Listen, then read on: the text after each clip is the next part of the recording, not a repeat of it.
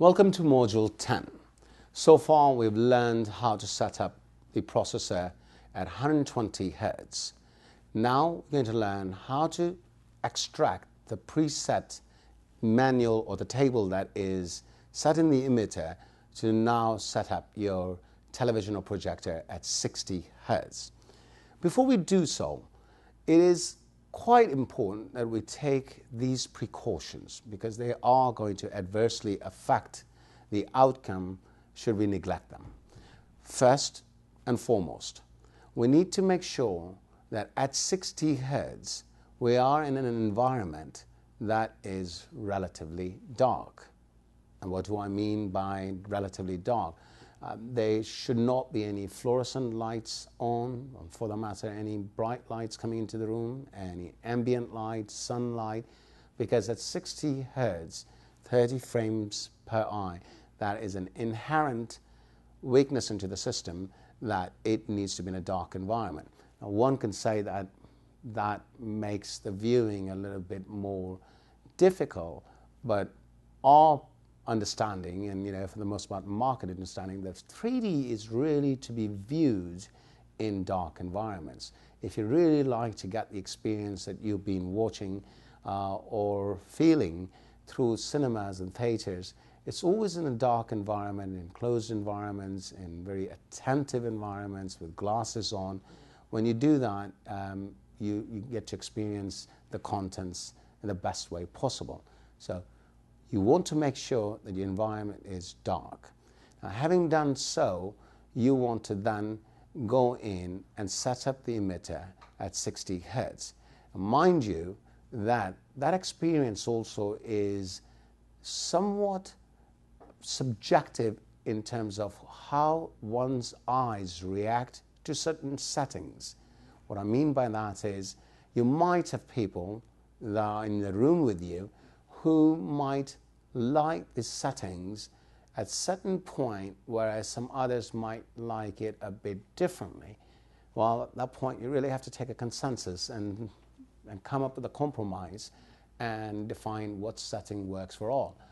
Easily done, however, I wanted to bring that caution there that no two eyes or no two individuals see things the same way. Therefore, you may have to really take the opinions of others, and I recommend very much that if this is an install where more than one person is involved, whether it may be an end user or a installer, that you may want to bring the person who either is going to be doing the most of the viewing or is going to be doing the viewing with you to be part of the decision on where you have the right settings. So let's go ahead and take the emitter and start working at 60 Hz and set this television to its right settings. All right, so now I have the emitter in my hand, and I am right now going to go and access presets that are built into this emitter, a proprietary product of 3D Now, that will then help me to set this television at 60 Hz properly with the best view or best image that I can get. So once again, I have my emitter that is on, my 5 blue LED lights are on. I gently tap or slide the emitter, the joystick to the left, the lights are off, and then I touch it again, and now I am in the presets. What I have here are 3 blue LEDs, and if I go up or down, I can tell how many red LEDs, and as you can see, I've moved the LEDs. So what I'm going to do is play with the blue LEDs first and make sure that I've got the right technology selected first before I use the red LEDs to define how much brightness I need for this particular television. So as your sheets that you have that are available through your website, or our website I should say, they clearly define that if you are using a DLP display, you should have 5 blue LEDs. Once again, so what I did is, and I'm going to go backwards now, I'm just nudging it or tapping it to the left, and I'm lowering the blue LEDs. And this should actually deteriorate the picture as I'm going lower than what is recommended setting. And with my finger now, I'm sliding it to the right and I hold it to 5 blue LEDs.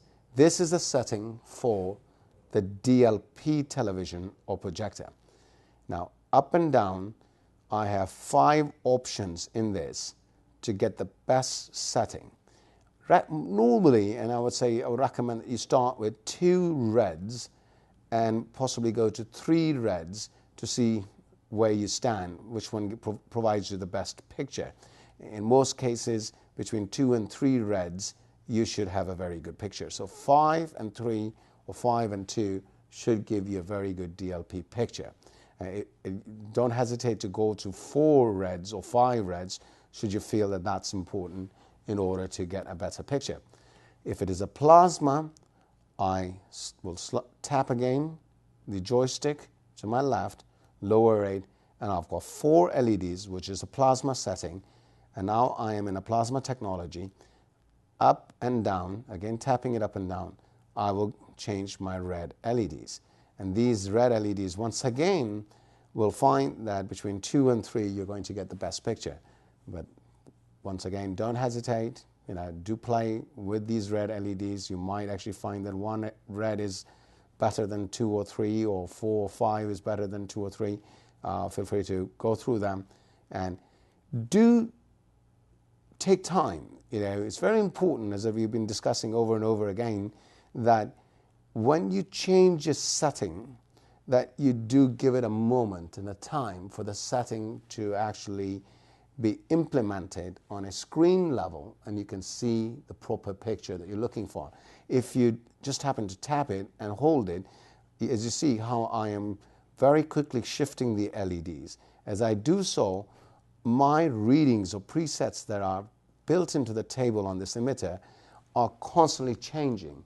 And by the time I see an actual image, I have moved away to a blue, 2 blues as opposed to 5 blues or 3 blues, because it just went so rapidly. You want to do 1 LED at a time and then wait, see how the picture changes, and then assess and determine whether you need to go up or down, particularly in the case of red. And you might lose, and in some cases you will, that as you go up and down on reds, you will actually have a loss of signal, i.e. your glasses will shut off and will act as if they're not on. And you will see the same 2D image, blurry, that is 2D/3D image. If I were to take my glasses off and I would look at it, that little shaky, as Kevin had said it before, that 2D images colliding with each other, that sort of image will come back on. That will be only momentarily, because it is sinking into the new reading, and in a matter of seconds you will get the sync back, and your glasses will then show you a 3D image. This means that that particular setting that you change is now what you show, what you're actually seeing and is being shown on the television. Therefore, if you were to move too quickly, you might miss a setting.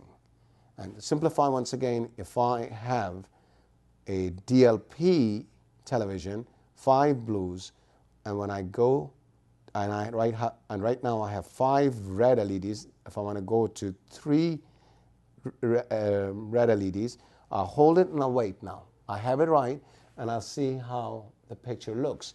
If it is not satisfactory, I'll go up again and I will increase it to 4. While I'm increasing it to 4, I will have a loss of signal, and the signal will come back and it will show me the new reading, i.e. a new image quality, and that is what that reading is. So always be patient in this level, and it makes things a lot easier once you understand that the emitter works not in a split-second level with the image that you see on the television or on the projector.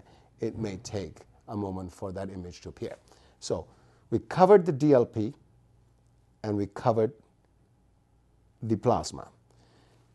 Now we have 3 blue LEDs, number 1 from left, 2 and 3 blue LEDs that are assigned to LCD and LED televisions and projectors.